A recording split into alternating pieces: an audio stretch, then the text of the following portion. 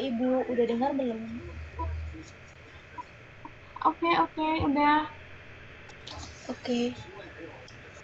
Oke. Jadi ini sudah dijawab ya, program Six Sigma adalah program kualitas yang luas yang pada dasarnya menyebar tanggung jawab menyangkut kualitas. Oke. Sambil mencakup lebih terfokus pada kualitas perusahaan secara keseluruhan. Ada contohnya nggak? Oh, fokusnya pada kepuasan pelanggan.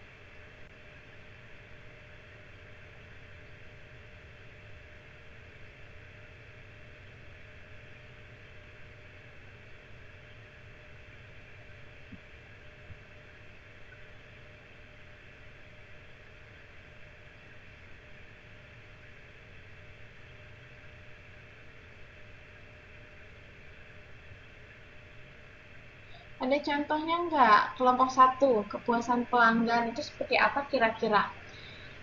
Implementasi dari Six Sigma itu seperti apa?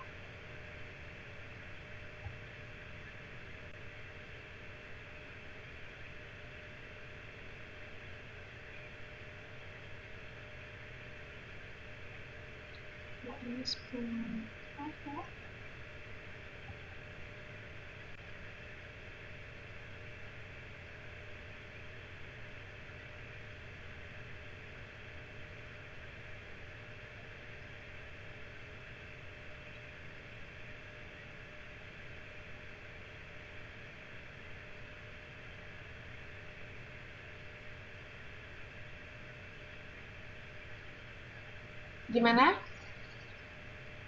Kira-kira implementasi dari Six Sigma itu seperti apa? Yang ini bukan.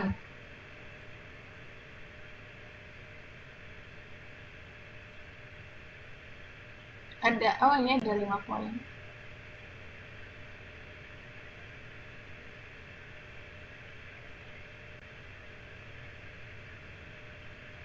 Oke. Contohnya saat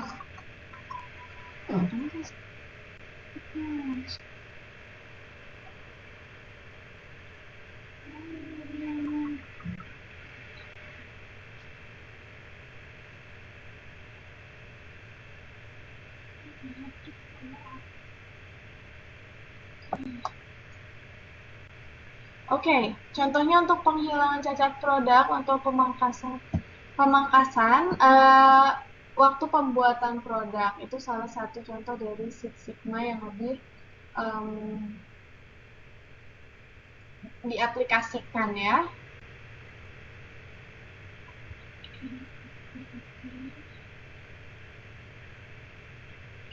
Gimana tadi pertanyaannya dari siapa? Dari Neneng Triani ya. Udah jelas belum? Yang tadi bertanya.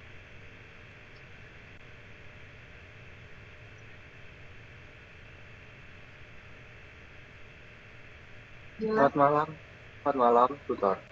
Aha. Saya mau sedikit menambahkan ya. Boleh. Contohnya yang Sigma, dulunya mohon maaf kalau soalnya masih di pabrik, Iya. masih kerja. Okay. Contohnya ini, misalnya ya, kita punya usaha catering makanan lah, kita buat kue. Misalnya buat kue 3 biji.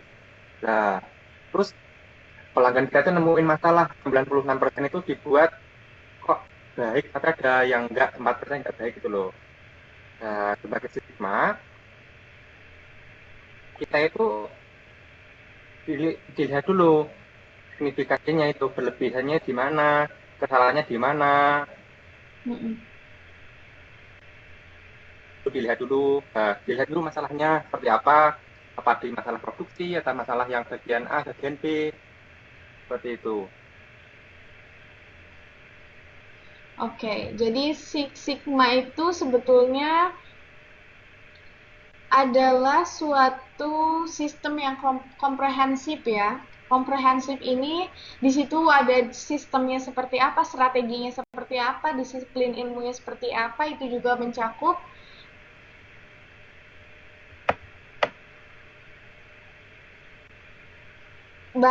mencakup operasional dari perusahaan. Nah, itu tadi salah satu contoh paling sederhananya adalah kalau orang menghilangkan cacat produk, dia menggunakan Six Sigma. Salah satunya. Di sana ada strateginya juga. Di situ ada biasanya pakai model. Model yang biasa digunakan itu define, measure, analyze, improve, and control. Ini kayak kemarin kalau kita tahu dari mulai step by step, misalkan manajemen itu ada yang dari planning, organizing. Nah, ini juga sama, ada formulanya gitu ya dalam melakukan Six Sigma, strategi Six Sigma ya. Seperti yang pertama harus define dulu, mendefinisikan, terus harus measure. Udah di measure, di analisis, di improve dan kontrol. Hal ini bisa digunakan untuk semua kegiatan yang ada di perusahaan melalui tahapan-tahapan ini. Ini juga tidak cuma dipakai alat pengukuran satu ini aja, si define, measure, analyze, improve, dan control, tapi bisa juga diaplikasikan menggunakan model-model yang lain ya. Intinya Six Sigma ini adalah untuk meningkatkan untuk mendefinisi dan memecahkan masalah gitu ya di dalam suatu perusahaan. Ya, bisa pakai histogram, bisa pakai diagram Pareto gitu. Six Sigma pernah dipakai Motorola dari Latif ya. Apakah berhasil digunakan? Saya nggak tahu kalau misalnya Motorola menggunakan Six Sigma. Yang lain ada yang punya info? Six Sigma digunakan oleh Motorola.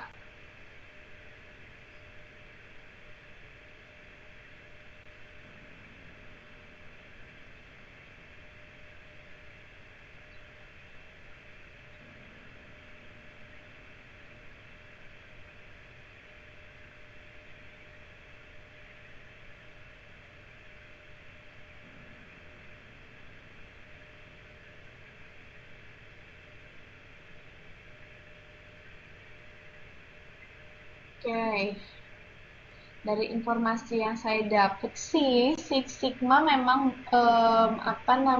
digunakan dan berhasil ya untuk meningkatkan profit dari perusahaan Motorola.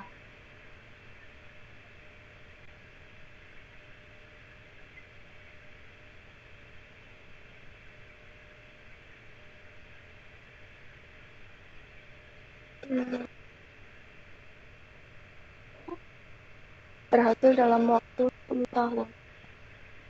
Gimana? Ya, halo Bu, dengar suara saya? Iya. Jadi perusahaan Motorola ini berhasil mengaplikasikan sistem Sigma dan konsep Sigma Motorola akhirnya terwujud dalam 10 tahun. Motorola berhasil mencapai tingkat kualitas 3,4 DPMO. Nah, DPMO sendiri itu maksudnya defect per million sendiri. Iya. Jadi berhasil ya. Six Sigma yang ini kan Motorola berhasil ya. Cuman kalau sekarang permasalahan Motorola adalah bagaimana bisa bersaing secara inovasi dengan perusahaan lainnya yang belum kelihatan gitu ya. Oke, M Latif gimana? Karena Motorola dulu sempat jadi salah satu perusahaan yang memang profit increase-nya besar juga.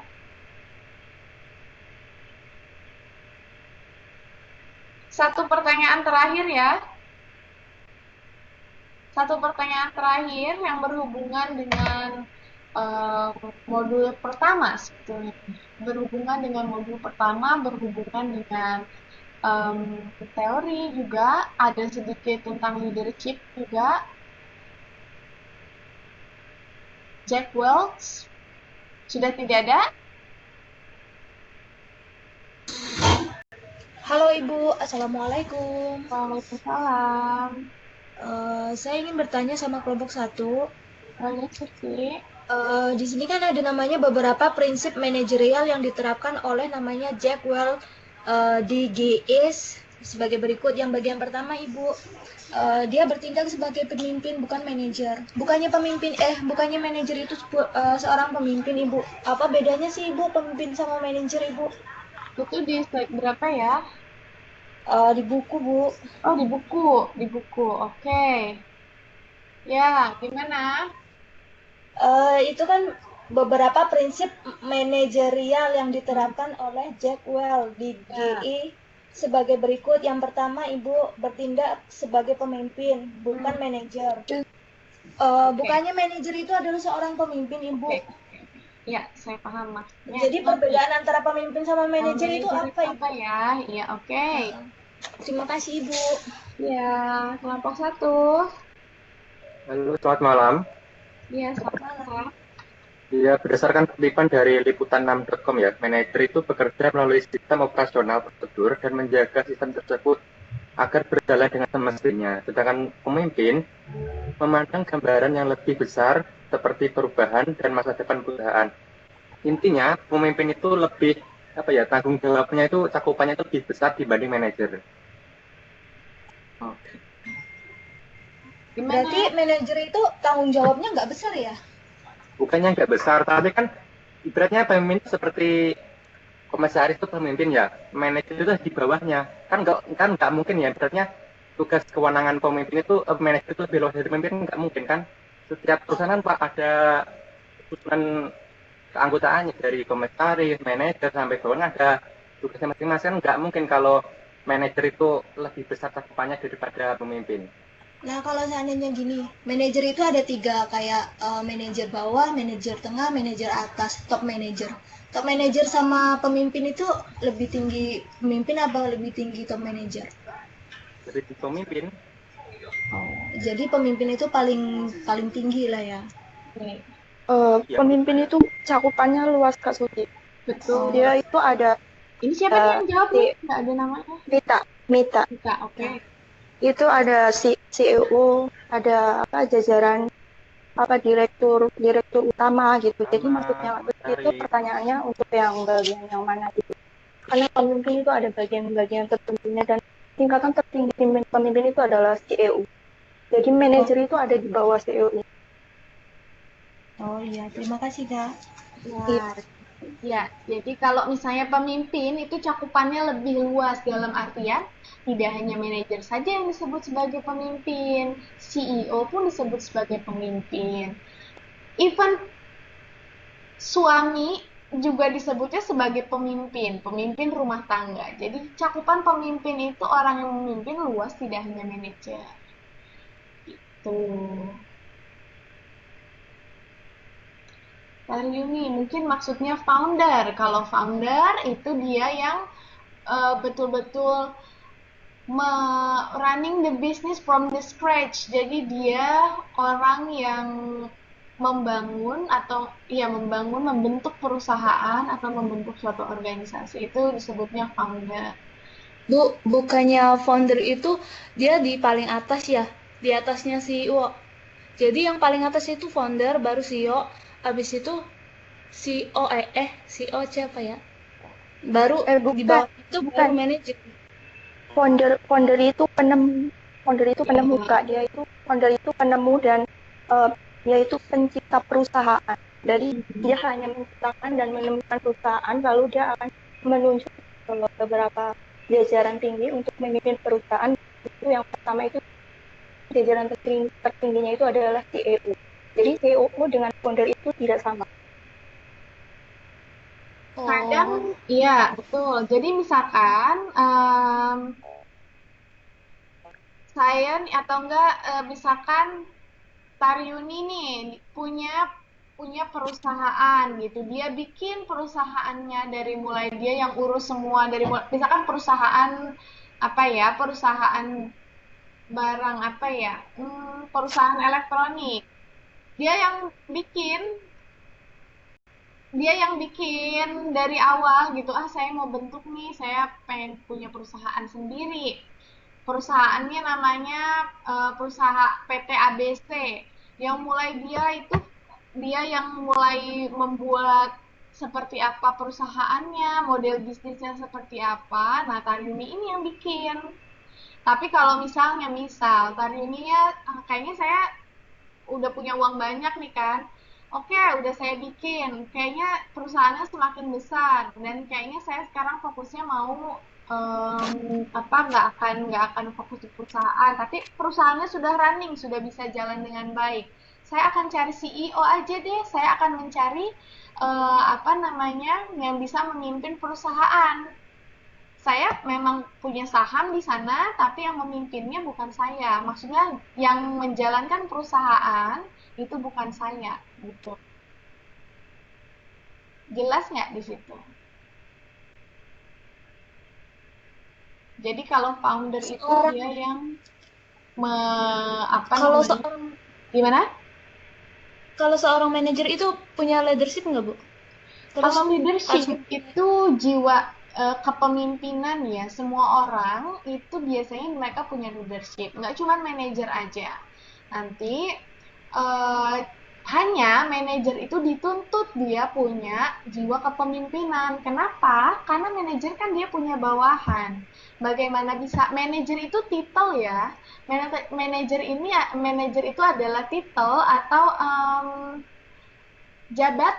jabatannya adalah manajer keuangan, tapi orang tersebut kan dia harus punya jiwa leadership atau jiwa kepemimpinan supaya dalam mengambil jabatannya atau dia diamanahi memegang jabatan manajer keuangan, dia bisa dengan baik bekerja di dalam suatu organisasi begitu. Jadi kepemimpinan ini dia luas cakupannya. Dalam artian kepemimpinan ini bisa disebut sebagai sifat gitu, seorang pemimpin. Ada karakteristiknya kepemimpinan. Siapa kira-kira tahu karakteristik kepemimpinan harus seperti apa?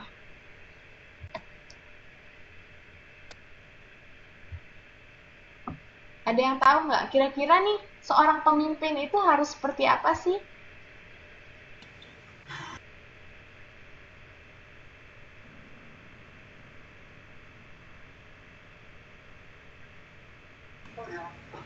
Halo Ibu. Iya. Assalamualaikum. Saya ingin mencoba menjawab sedikit. Jadi seorang pemimpin itu menurut saya yang pertama harus mempunyai sikap tanggung jawab. Yang kedua mempunyai sikap memberikan contoh yang baik kepada anggota-anggotanya. Dan juga dia bisa mempunyai sikap leadership atau sikap kepemimpinan tadi. Terus apa lagi ya? Mungkin ada yang mau nambahin yang lainnya. Secara ini aja, nggak apa-apa nggak secara teori. Kalau kita berpikir soal pemimpin ya, mungkin kita punya pemimpin kan banyak ya. Kan di Indonesia kita punya pemimpin di pemerintahan, presiden. Dia itu harus orangnya seperti apa? Kira-kira hatinya peka, ya ini ada terhadap lingkungan, mendengarkan saran, ya. Terus dia lebih kondisional dalam artian tidak terlalu otoriter. Itu tergantung juga. Cuma kalau di Indonesia kayaknya tipe-tipe kepemimpinan yang dia harus bisa melihat kondisi dan situasi. Nah, betul nih. Seperti Rasulullah, sifatnya seperti apa? Amanah,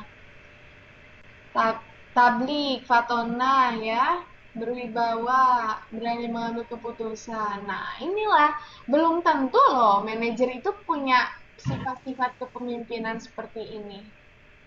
Belum tentu juga yang bukan manajer nih, karyawan biasa, tidak punya sifat-sifat kepemimpinan seperti ini.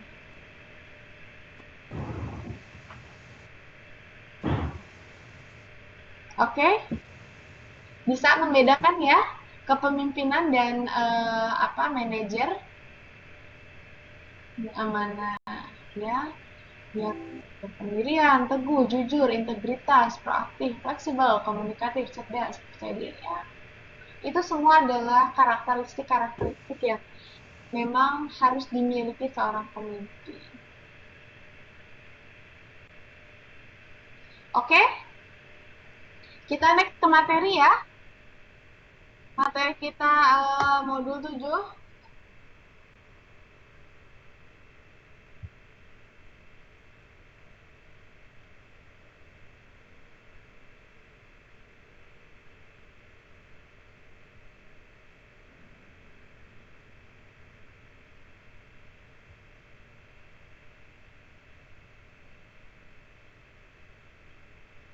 Nggak ada suaranya. Coba keluar dulu. Saya tadi nyobain keluar dulu terus masuk lagi. Jadi ada sih suaranya.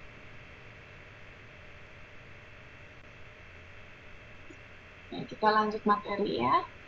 Saya akan bahasnya mungkin... mana mau keluar? Mau keluar.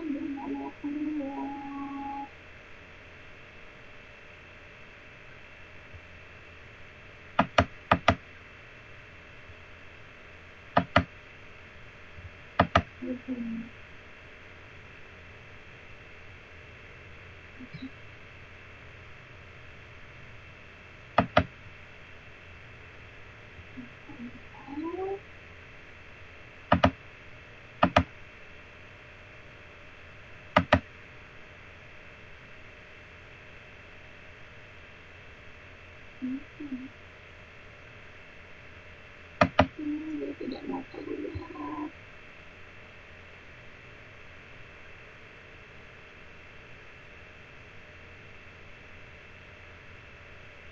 PowerPoint-nya belum berganti ya? Oh, ini udah nih.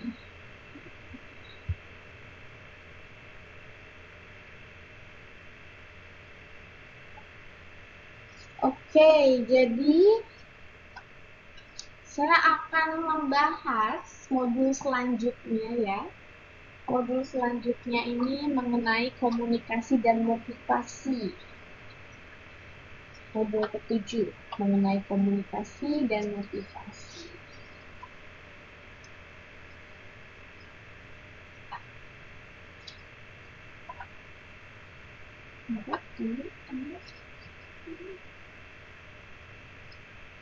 Di sini objektifnya apa aja? Jadi mahasiswa diharapkan mengerti gitu ya, dapat menjelaskan mengenai pengertian dan model komunikasi, lalu memahami hambatan-hambatan untuk mencapai komunikasi yang efektif, bisa menjelaskan mengenai strategi untuk meningkatkan efektivitas komunikasi, komunikasi dalam organisasi, faktor lain yang mempengaruhi efektivitas komunikasi dalam organisasi, jaringan informasi dalam organisasi, beberapa pendekatan motivasi, teori isi motivasi, teori proses motivasi, teori reinforcement, dan pendekatan sistem dalam motivasi. Berarti nggak muncul?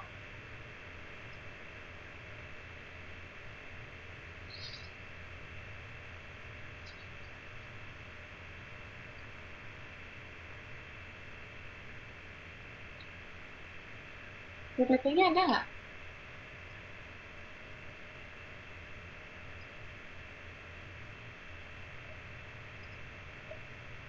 Ada.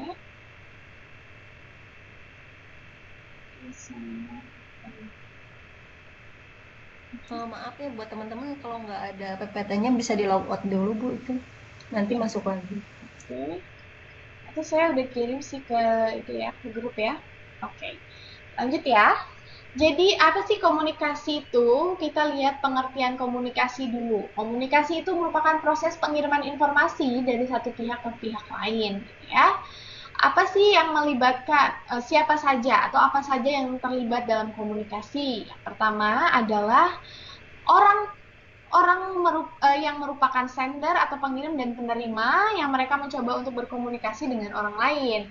Lalu arti dari informasi yang sama. Jadi saat melakukan komunikasi harus ada share meaning. Jadi informasi yang diberikan dan informasi yang diterima itu harus sama. Lalu simbol-simbol yang dipakai untuk menyampaikan suatu maksud. Di sana bisa simbolnya berupa kata-kata, gerakan tubuh, huruf ya, atau mungkin verbal, atau mungkin apa namanya, lisan atau tulisan begitu ya. itu adalah simbol-simbol yang biasa digunakan dalam melakukan komunikasi. Nah, di sini ada model komunikasi terdiri dari sender, yaitu sumber pesan, siapa orangnya bisa, siapa organisasinya bisa, siapa gitu ya. Ada encoding, yaitu proses penerjemahan informasi ke dalam simbol-simbol tertentu. Pesan, bentuk fisik dari hasil proses encoding, bisa verbal non-verbal. Medianya, metode penyampaian informasi dari satu pihak ke pihak lain itu melalui apa? Ya, di sini bisa lisan dan tulisan juga termasuk, misalkan menggunakan teks WhatsApp atau Line, itu adalah salah satu media komunikasi. Nah, perbandingan komunikasi lisan dan tulisan. Di sini ada keuntungan, pasti ada kelemahannya ya. Lisan keuntungannya mudah dan cepat dilakukan, umpan baliknya bisa diperoleh dengan cepat juga, dan untuk kelemahannya akurasinya lebih rendah. Tidak ada catatan yang permanen. Nggak ada note-nya. Kalau tertulis, dia keuntungannya akurat dan catatannya ada, jadi kemungkinan miskomunikasinya itu bisa bisa kecil ya kemungkinannya, dan kelemahannya umpan baliknya tidak cepat diperoleh dan juga lebih sulit dilakukan ya, ini tidak praktis. Penerima, pihak yang menerima dan diharapkan mengerti pesan yang disampaikan oleh pengirim. Lalu ada decoding. Tadi kalau ada encoding dari penerima pesan, kalau encoding ini proses saat kalau encoding itu dari yang sender, dari yang pengirim. Kalau decoding adalah proses saat penerima menerjemahkan atau mengartikan pesan yang diterima. Gangguan, faktor yang menghambat komunikasi yang efektif bisa jadi dari internal penerima ataupun dari eksternal. Ya, lalu ada umpan balik atau feedback dalam komunikasi. Tentunya kita mengharapkan umpan balik ya. Reaksi pihak penerima terhadap informasi yang dikirimkan oleh pengirim. Hambatan komunikasi yang efektif itu banyak ya, ada dari persepsi. Jadi untuk meningkatkan efektivitas komunikasi itu harus ada kesamaan arti. Jadi kalau misalnya miskomunikasi kayak si A ngomongnya apa, ternyata si B menerimanya apa, itu tidak efektif komunikasinya. Bisa karena persepsi yang merupakan set proses saat manusia menggunakannya menginterpretasi informasi, ya. Kalaupun contohnya di sini ada selektif perseptual, kadang kita cenderung menginterpretasikan informasi yang datang sesuai dengan keinginan kita. Jadi kita tidak objektif, kita subjektif. Lalu organisasi persepsi, proses saat manusia dia mengorganisasi, mengelompokkan atau menyimpulkan informasi tertentu. Biasanya ada pandangan-pandangan seperti stereotype. Kemarin sudah beberapa kali dibahas mengenai stereotype ini ya.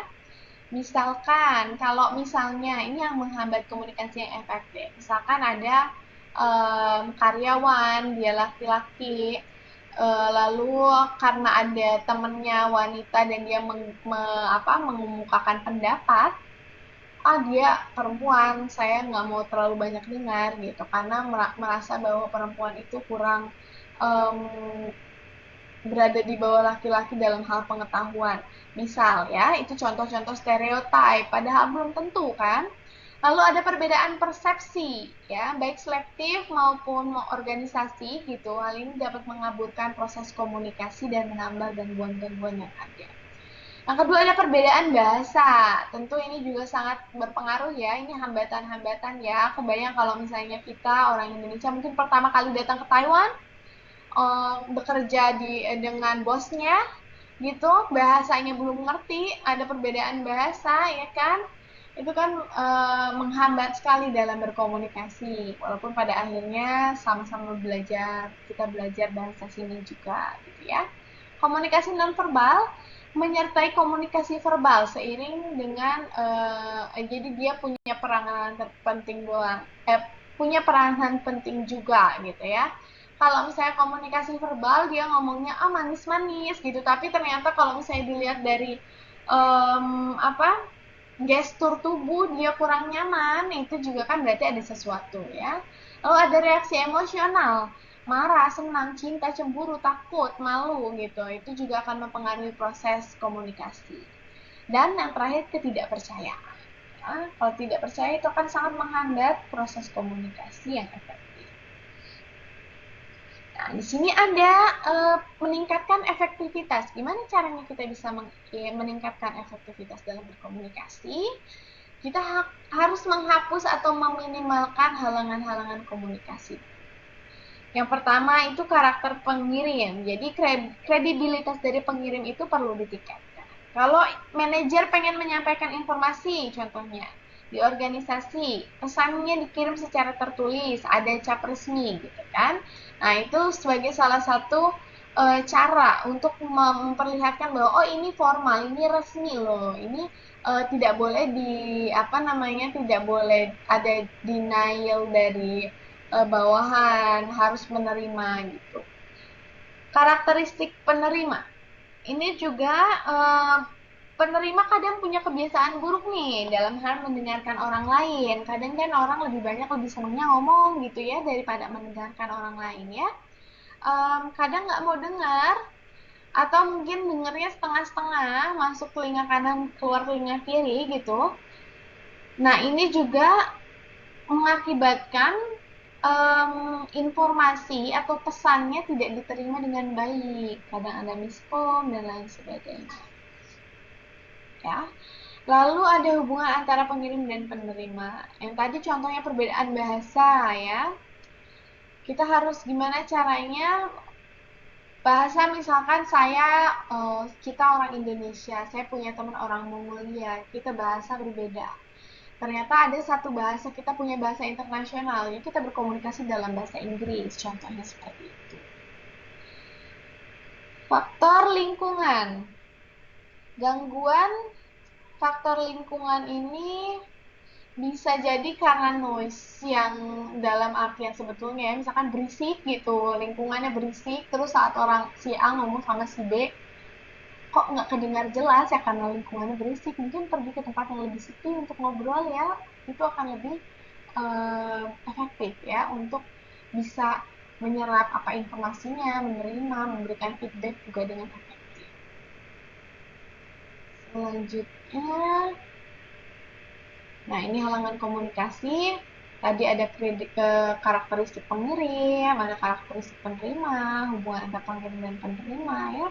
Nah, perbedaan persepsi, perbedaan status atau kekuasaan juga bisa, atau lingkungan, gangguan dan informasi yang berlebihan ya. Overload information memang salah satu yang harus diperhatikan. Sebagai contoh nih, saya lagi rasain banget ya di line, di email, ada banyak yang harus diurus, bukan hanya teman-teman UT aja gitu ya, ada di tempat lain juga, dari universitas juga ada gitu. Jadi kadang saya line itu tidak baca semua gitu. Tapi pasti saya baca, tapi butuh mungkin 1 minggu saya bisa sampai ke ke line punya siapa yang mungkin 2 hari lalu atau enggak 2 hari lalu dikirim, baru hari ini bisa dibaca gitu. Itu salah satu informasi yang berlebihan. Jadi saya punya informasi yang berlebihan, tidak bisa semua saya baca dalam waktu yang singkat.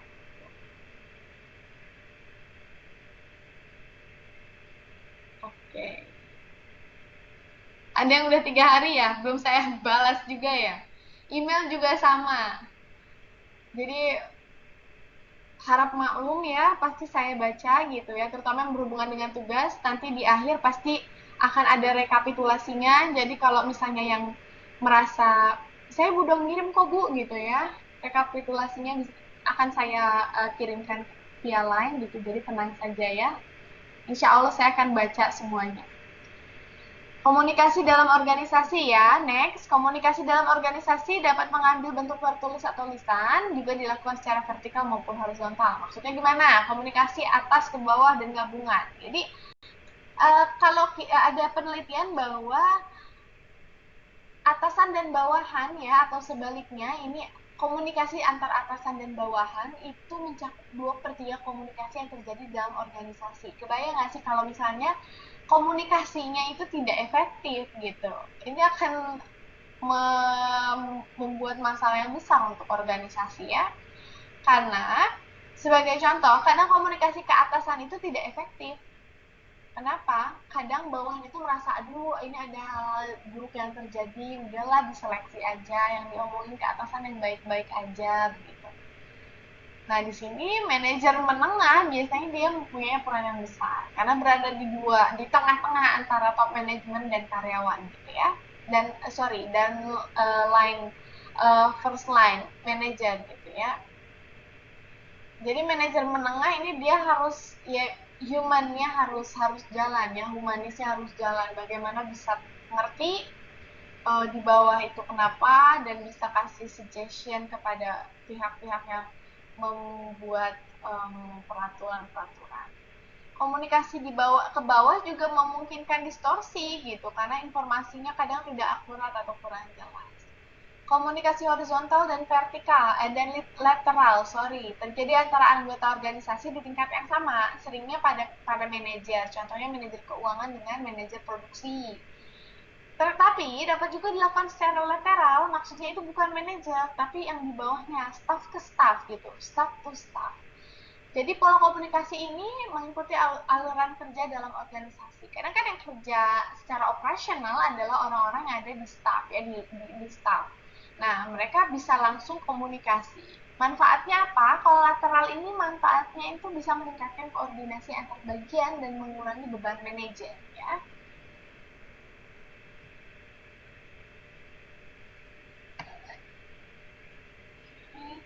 Faktor lain yang mempengaruhi efektivitas komunikasi dalam organisasi ya, bisa saluran formal, ada itu struktur organisasi ya, yang punya banyak sekali typo. Struktur wewenang juga bisa, jadi perbedaan status dan kekuasaan, kadang dengan siapa harus bisa bicara, kadang harus melalui siapa. Nah, itu salah satunya karena struktur wewenang. Spesialisasi kerja, komunikasinya di sini antar anggota organisasi yang mereka di satu departemen yang sama. Dia punya pekerjaan yang relatif sama gitu ya.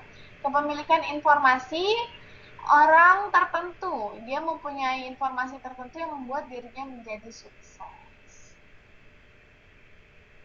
Misalkan marketing ya, sales marketing, mereka punya banyak informasi, entah itu untuk perusahaan dan entah itu untuk mereka sendiri. Ability-nya mereka dalam misalkan direct selling, itu juga bisa menjadikan mereka sukses ya dalam marketing. Ini jaringan informasi dalam organisasi. Ini contohnya 1, 2, 3, sampai 5 ini adalah orang-orangnya.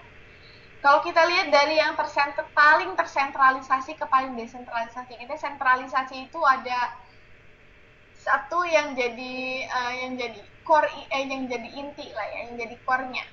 Sementara kalau desentralisasi dia bisa punya wewenang karyawan atau staf biasa, tapi dia punya wewenang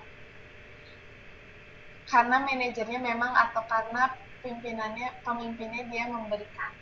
Nah, ini dari yang paling sentralisasi, contohnya ini yang bintang.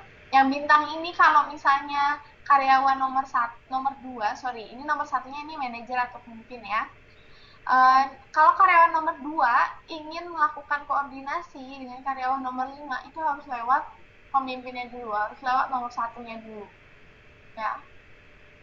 Sama yang nomor pola I juga, 5 dan 4 itu harus melalui 1 dulu kalau mau koordinasi atau informasi atau melakukan sharing informasi dengan 2 dan 3. Yang rantai juga lingkaran roda, dan yang terakhir semua saluran.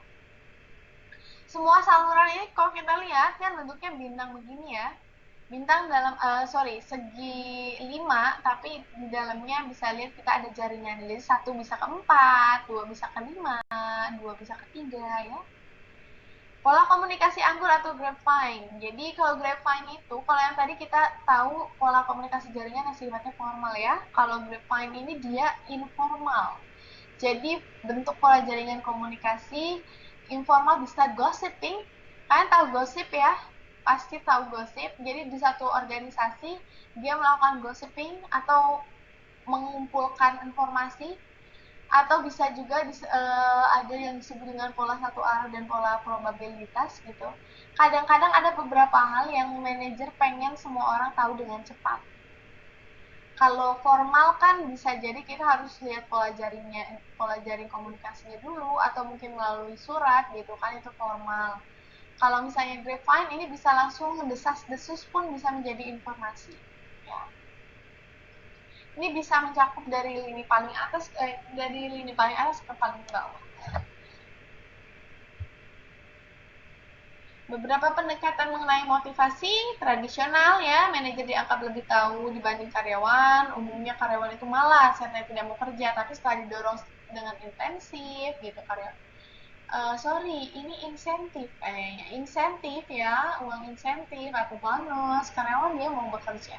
Lalu pendekatan hubungan manusiawi atau human relation, motivasi seseorang didorong oleh keinginan untuk berinteraksi dengan orang lain gitu. Di sini ada aspek sosialnya.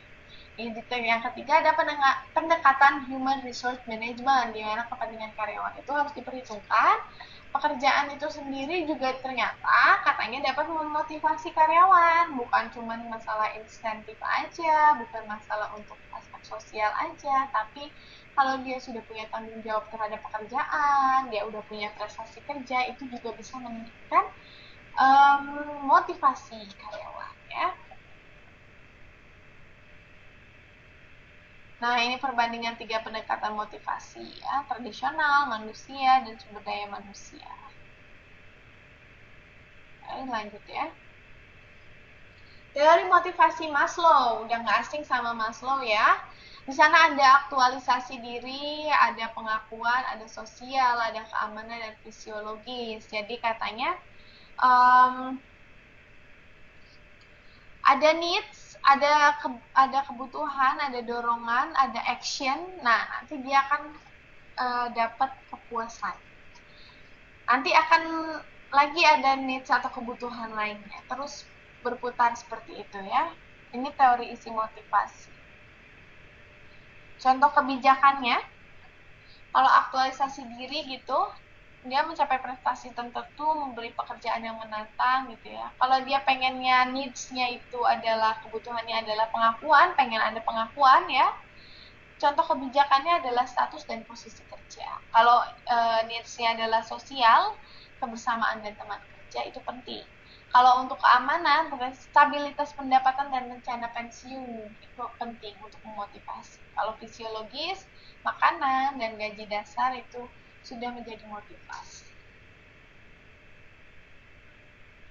Teori motivasi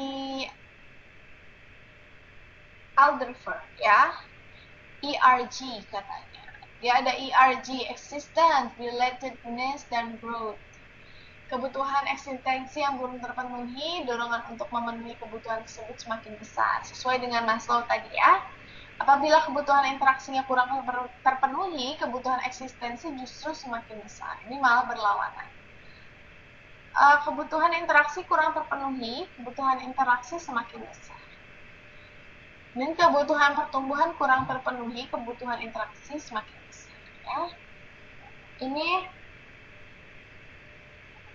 menurut teori motivasi Alderfer.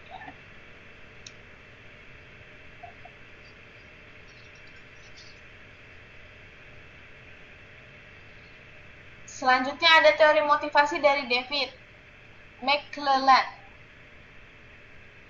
Katanya ada 3 kebutuhan. Yang pertama, kebutuhan akan kekuasaan, need of power.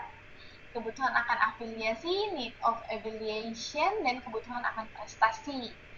Kalau yang need of for achievement ya, itu yang prestasi, itu ciri-ciri orang yang memiliki need of achievement yang tinggi adalah, pertama, dia suka mengambil tanggung jawab untuk menyelesaikan suatu persoalan.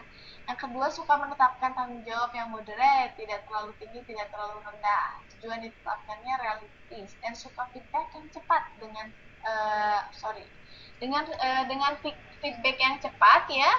Diperolehlah evaluasi mengenai pekerjaan sekaligus melihat apakah dapat diperbaikan atau tidak. Ini nanti coba kalian ukur diri sendiri. kalian kalau misalnya dimotivasi itu kira-kira sukanya yang paling efisien itu dilihat dari apa kebutuhannya. Bisa pakai teorinya Maslow yang tadi juga bisa, ya, yang ini misalkan kebutuhan akan eksistensi nih gitu, atau interaksi, atau mungkin yang tadi prestasi gitu ya. Coba kalian renungkan kira-kira motivasi mana yang paling efektif untuk diri sendiri. Selanjutnya ada teori motivasi Herzberg ya. Studi motivasi ini sebetulnya ini untuk dia mewawancarai akuntan dan insinyur ya. Kesimpulannya katanya faktor penentu motivasi itu ada dua, pendorong motivasi atau dissatisfiers dan faktor hygiene atau dissatisfiers. Itu kebalikan ya. Kalau ada satisfiers itu ada kepuasan kerja, ada motivasi terdorong gitu ya. Kalau tidak ada ya berarti tidak ada kepuasan tidak ada kepuasan kerja, tidak ada motivasi. Oke.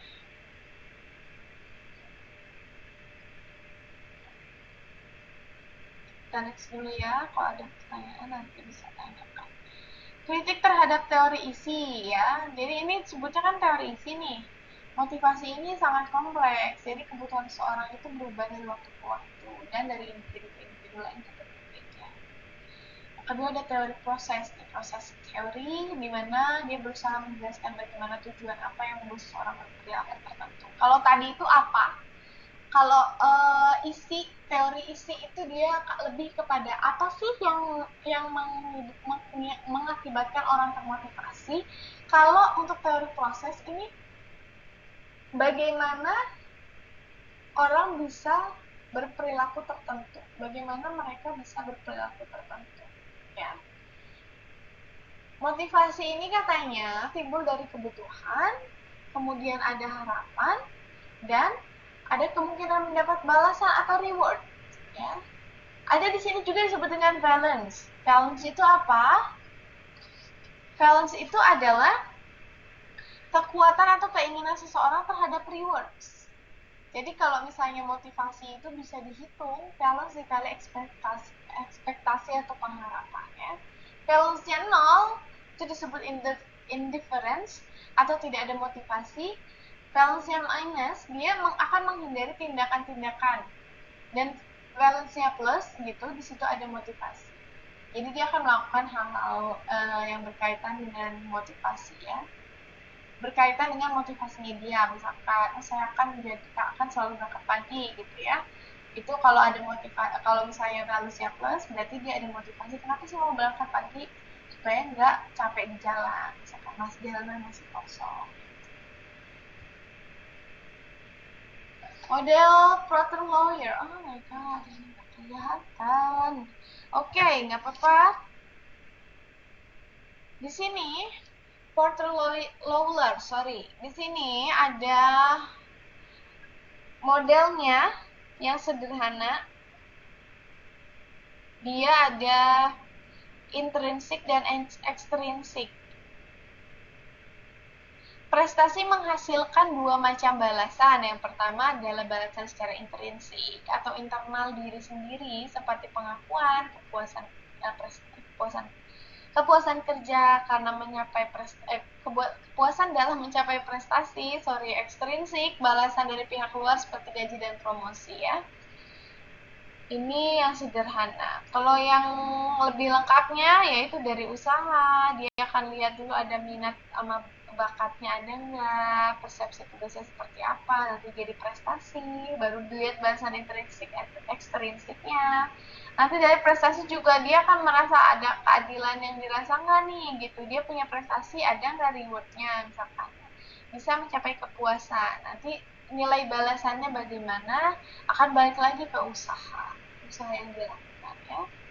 Dari prestasi juga dia akan perkirakan probabilitas usaha balasannya. Kira-kira kalau saya melakukan ini, dampaknya akan seperti apa? Orang lain akan seperti apa? apa, diri saya sendiri akan merasa seperti apa. Teori motivasi keadilan atau equity approach. Motivasi, prestasi, dan keputusan kerja merupakan fungsi dari persepsi keadilan atau kewajaran. Ya. Untuk keadilan ini, motivasi, prestasi, kepuasan kerja fungsi dari persepsi keadilan yang dirasakan karyawan terhadap balasan yang diterima.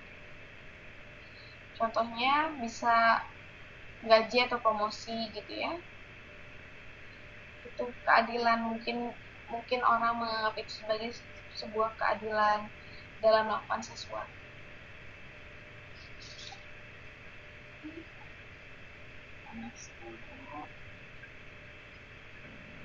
Kritik. Ini kayak ada yang terlewat ya. Teori penentuan tujuan atau goal setting teori.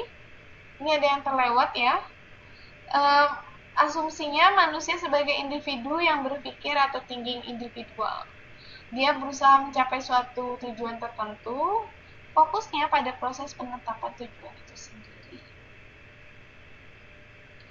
Kalau ini kritik terhadap teori proses, jadi katanya teori proses memotivasi, membantu memahami proses motivasi, tetapi teorinya tidak dapatlah diaplikasikan, karena manajer harus memahami dulu bawahan dan kepribadian mereka.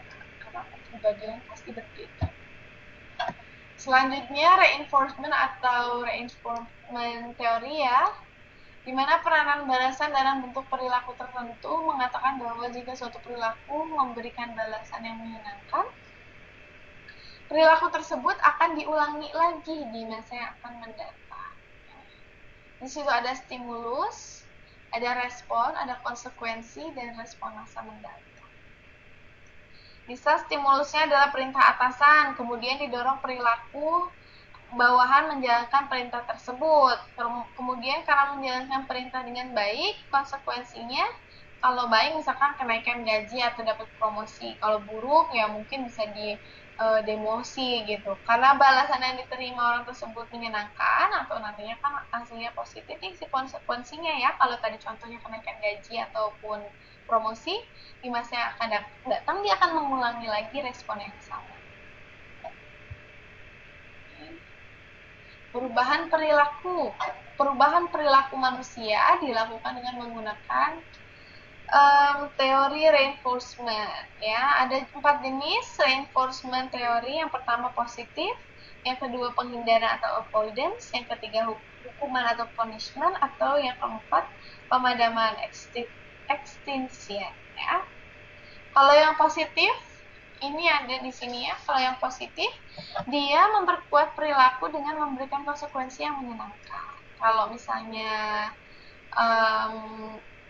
penghindaran, dia memperkuat perilaku dengan menghindar, konsekuensinya tidak menyenangkan, yang konsekuensinya tidak menyenangkan. Kalau dia udah tahu nih konsekuensinya nanti di akhir tidak menyenangkan, mendingan dari awalnya dia menghindar gitu. Lalu ada hukuman, memperlemah perilaku dengan memberikan konsekuensi yang tidak menyenangkan. Pemadaman, memperlemah perilaku dengan tidak memberikan konsekuensi yang menyenangkan. Jadi kalau yang tadi diberikan konsekuensi yang tidak menyenangkan, kalau pemadaman itu yang menyenangkannya dicabut gitu. Schedule atau waktu pemberian perlakuan, ini ternyata ada schedule-nya juga. Yang pertama bisa interval tetap, di mana perlakuan diberikan dengan jangka waktu yang tetap tanpa melihat frekuensi perilaku. Ada yang disebut juga dengan interval variable, di mana perlakuan diberikan dengan jangka waktu yang berubah tanpa melihat frekuensi perilaku. Rasio tetap, di mana perlakuan diberikan sesudah frekuensi tertentu ditetapkan tanpa melihat waktu juga. Dan resiko variabel, di mana perlakuan diberikan berdasarkan frekuensi perilaku tertentu secara berubah-ubah. Ada kritiknya nih terhadap teori perlakuan atau reinforcement ini. Katanya perubahan perilaku manusia ini kesannya negatif banget gitu kalau misalnya dilihat dari reinforcement teori. Nah, itu bisa digunakan dengan salah oleh orang-orang yang salah. Tapi teorinya juga tampak lebih praktis karena manajer tinggal memberi konsekuensi aja terhadap perilaku yang baik, misalkan positif konsekuensinya, yang tidak baik negatif konsekuensinya gitu ya, dan mengharapkan kalau yang positif itu berulang. Manajer tidak dapat mempelajari semua karakteristik karyawan karena sangat sulit dilakukan juga. Manajer tinggal menetapkan perilaku yang akan dia lakukan terhadap terhadap karyawannya, ya. Pendekatan sistem dalam motivasi, kita ada 3 variabel yang mempengaruhi motivasi. Yang pertama itu ada karakteristik individu nih. Itu bisa dilihat dari minat, sikap, ya. Kalau orang melakukan penelitian ini bisa sangat bagus nih ya. Ini adalah common variabel atau variabel-variabel yang biasa digunakan dalam penelitian SDM ya, sumber daya manusia atau human research. Bisa meneliti misalkan suatu saat nanti ada yang mau meneliti tentang karakteristik individu, bisa dari minat, sikap ya, terhadap diri sendiri, terhadap pekerjaan, aspek situasi, kebutuhan, keamanan sosial prestasi, karakteristik pekerjaan, tipe balasan intrinsik, tingkat ekonomi, feedback atau umpan balik, dan tingkat variasi dalam tugas. Itu karakteristik pekerjaan juga bisa diteliti ya lebih dalam. Dan karakteristik situasi kerja, lingkungan environment-nya gimana? Kalau yang langsung teman kerjanya, pengawasnya, lalu organisasi, sistem penggajiannya bagaimana, budaya organisasinya bagaimana, itu juga mempengaruhi motivasi. Ya. Oke. Kayaknya udah habis sekian untuk teorinya. Ada pertanyaan mengenai motivasi, informasi dan motivasi.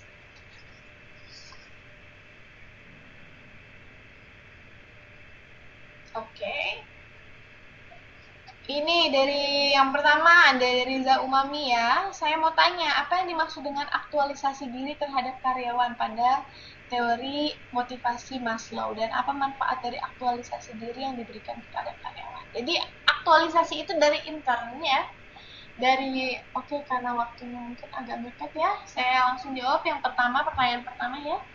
Jadi aktualisasi diri itu saat seseorang ingin melakukan yang terbaik yang dia bisa dalam pekerjaannya. Itu salah satu contoh yang paling sederhana. Jadi dia pengen, saya tuh bisa gitu. Tapi bukan buat orang lain, tapi untuk diri saya sendiri, untuk kemajuan diri saya. Motivasi Maslow, betul. Dari dalam diri. Aktualisasi diri itu adalah kepuasan yang akan didapat dari dalam diri sendiri. Contohnya, saya pengen nilai manajemen saya itu 90 lah, atau nanti bisa A lah, 90 atau 95. Kenapa? Karena saya merasa kalau misalnya saya nilainya segitu, ya saya merasa menguasai gitu manajemen secara keseluruhan. Terus saya bisa meningkatkan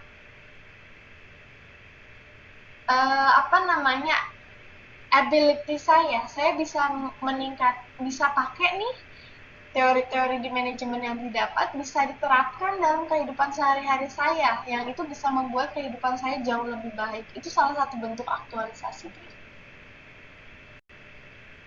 Jelas, Riza Umami?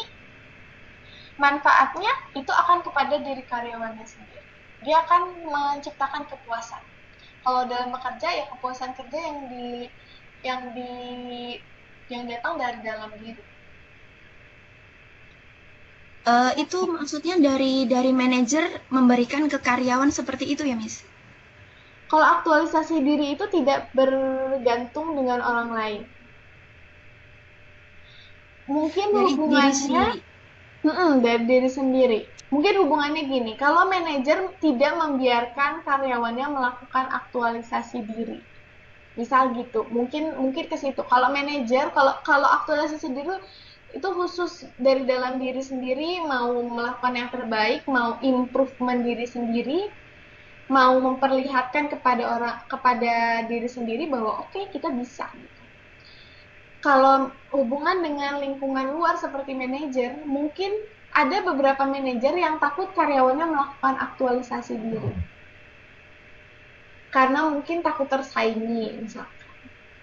Dia tahu karyawan ini kok kayaknya dia pinter nih, dia kayaknya lebih aktif nih dalam melakukan diskusi, brainstorming, meeting gitu, dia kayaknya aktif banget ya, takut tersaingi. Jadi di press supaya dia tidak melakukan aktualisasi diri. Tapi biasanya aktualisasi diri itu bisa dilakukan oleh karyawan dimanapun berada, karena faktor dari luar memang ada, tetapi yang paling penting adalah dari diri sendiri. Oke, Miss. Terima kasih. Sama-sama. Anang Ma'ruf, kenapa materi motivasi selalu ada dalam pertanyaan yang diajukan HRD saat wawancara kerja? Apa kaitannya dengan MSDM? Oke. HRD, Human Resource, saya lupa ya HRD. Development, HR, Human Resource ya. Jadi dia, sebentar, saya lupa nih.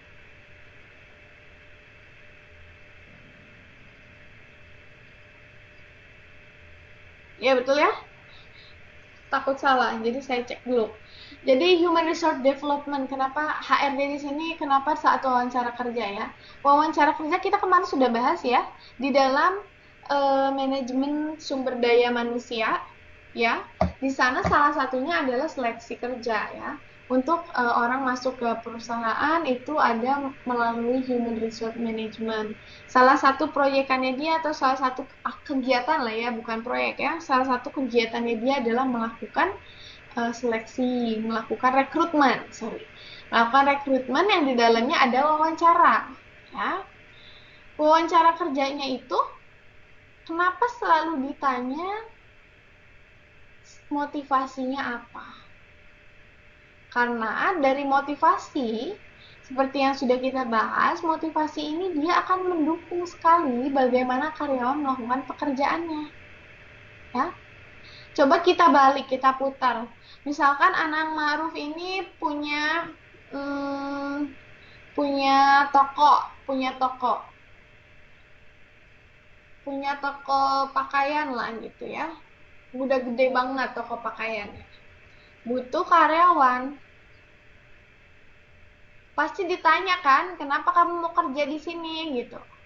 Kalau misalnya orangnya cuma bilang, iya saya butuh uang aja sih, di mana aja juga bisa. Coba, kamu bakalan berpikir kan, aduh kayaknya motivasi untuk kerja di sini cuma karena butuh uang aja, ya mungkin seadanya aja dia bekerja. Itu untuk untuk perusahaan yang staffnya itu staff level operasional sekali. Coba kebayang kalau perusahaan-perusahaan yang memang diperuntukkan untuk ngurusin orang lain ya, untuk berinteraksi dengan orang lain ya. Kalau misalnya dia motivasinya kurang, mengerjakan untuk jadi marketing, dia harus berhubungan dengan orang lain, tapi motivasi dalam dirinya kurang, dia nggak tahu kenapa mau kerja, cuman ya butuh uang aja gitu. Saya butuh uang aja, makanya kerja. Kenapa apply di sini, di perusahaan ini? Ya mungkin kalau perusahaan ya yang ada aja gitu kan. Kalau misalnya ada orang jawab pertanyaan-pertanyaan wawancara seperti itu kan kitanya juga sebagai pewawancara kayak oke, gitu. Dia serius apa enggak sih gitu. Minatnya gimana sih, kan lebih susah untuk melihat minat dari dari calon karyawan tersebut. Beda bandingkan dengan orang yang sudah tahu dia itu maunya apa. Contoh, marketing. Kamu motivasinya apa? Oh iya, saya tuh sebenarnya memang sudah suka marketing dari dulu, dan saya tahunya perusahaan ini memang marketingnya jago-jago gitu. Saya juga pengen nih ngebantu perusahaan ini supaya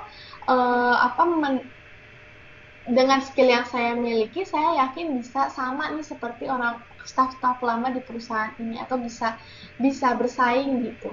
untuk dalam hal marketing atau direct selling misalkan. Jadi saya itu pengen masuk ke dalam menjadi bagian perusahaan yang bagus seperti ini, saya bisa mengaktualisasi diri saya senang marketing, kerjaan saya, passion saya, itu kan enak.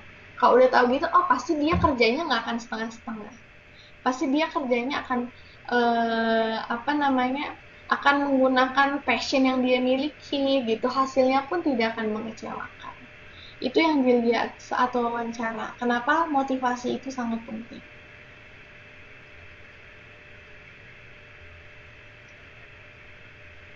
Gimana?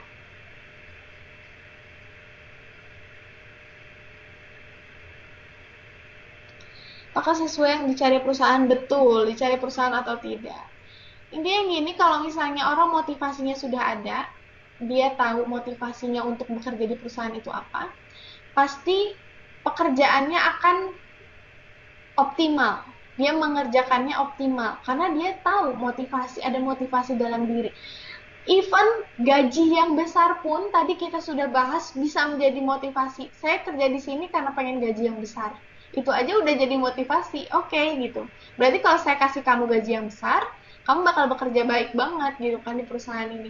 Tapi kalau saya kasih kamu gaji kecil, kamu belum tentu bisa bisa melakukannya secara optimal. Oke?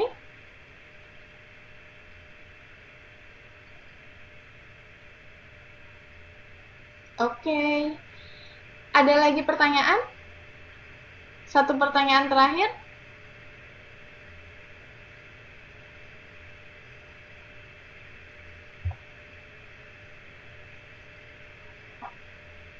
Mi, saya mau tanya. Ya.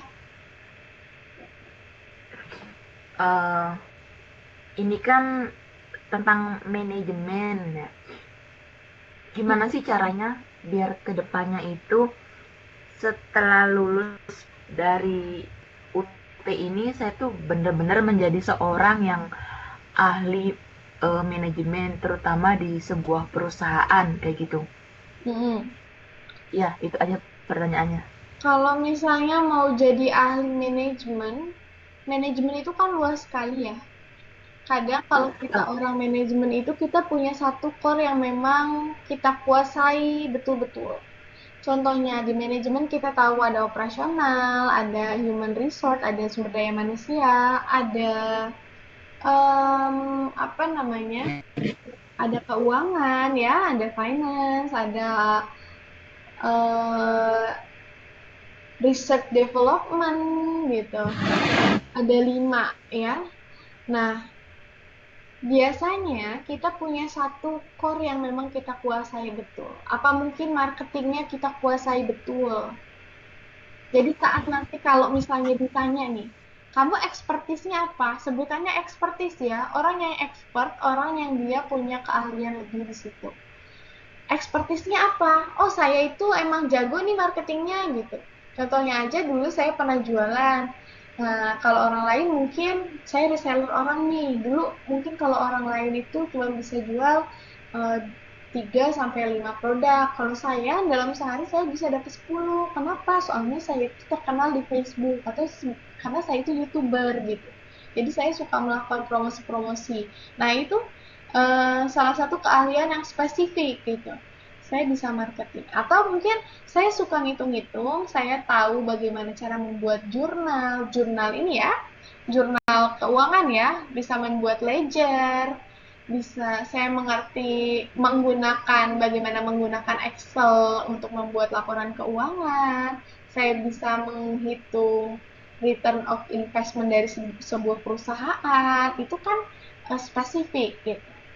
Itu karena saat kalian bekerja atau at least kalian melamar sebuah pekerjaan ya, pasti itu tahu gitu.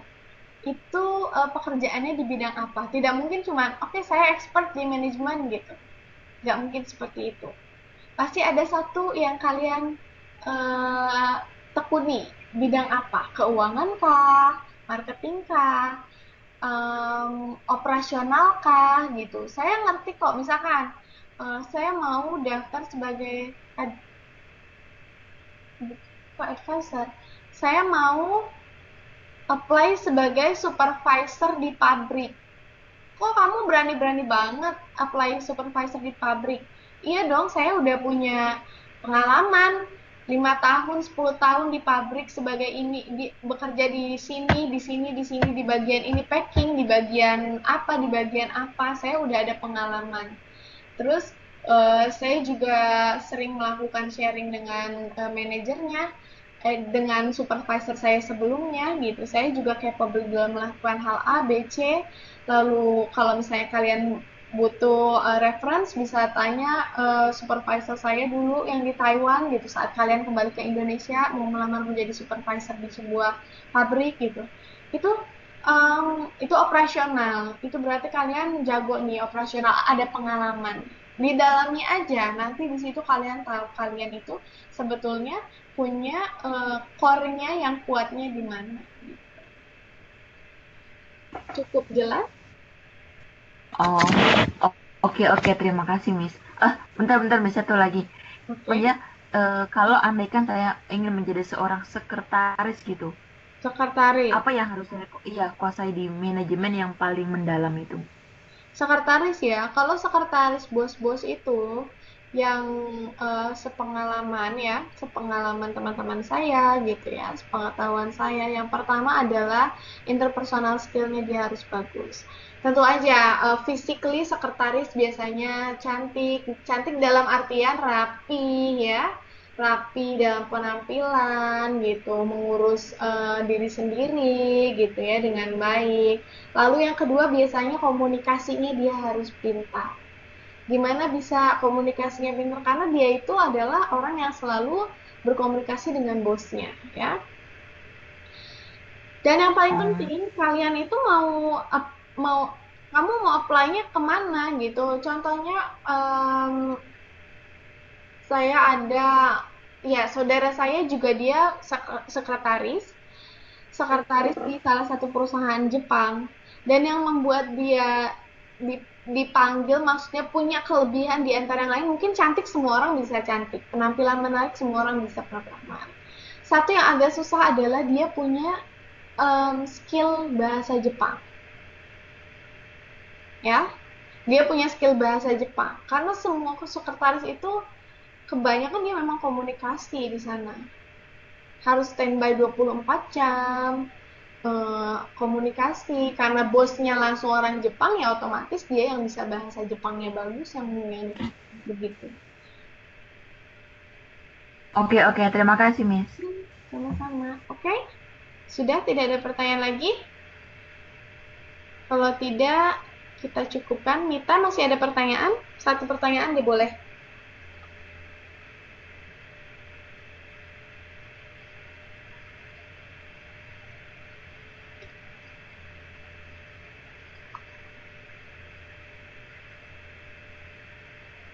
Sudah nggak ada pertanyaan lagi?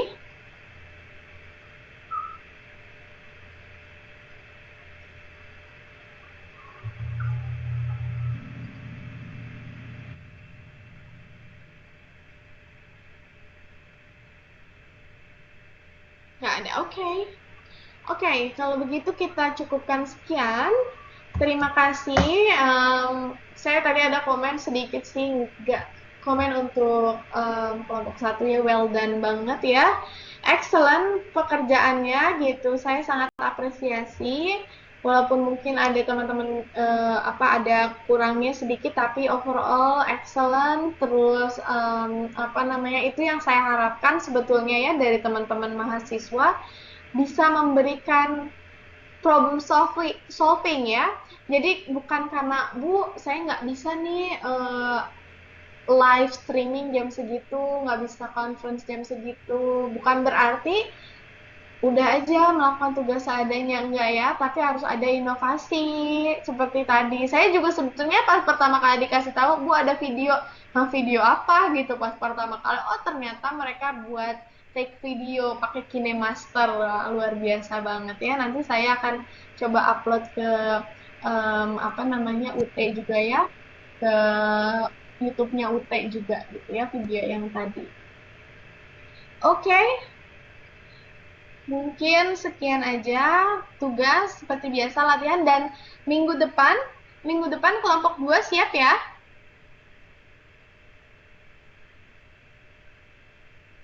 Kelompok 2 siap aja nih. Oke. Siap. Ntar Yuni. Oke, kelompok 2 jangan mau kalah ya. Siap. Oke. Alright, kalau begitu kita sudahi saja tutor malam ini. Terima kasih. Selamat istirahat ya. Have a good, ya sekarang udah tanggal 29 ya. Have a good day. Selamat bekerja besok. Yang puasa, selamat berpuasa ya. Wassalamualaikum warahmatullahi wabarakatuh. Saya tutup dulu. Waalaikumsalam warahmatullahi wabarakatuh. Selamat malam, Miss. Bu, Ibu. Ya? Kalianku, Bu. Ya, oke. Siapa nih? Yuni. Oke, ya. Buka ya. Alright. Sabar ya yang belum dibuka lainnya. Ya ampun.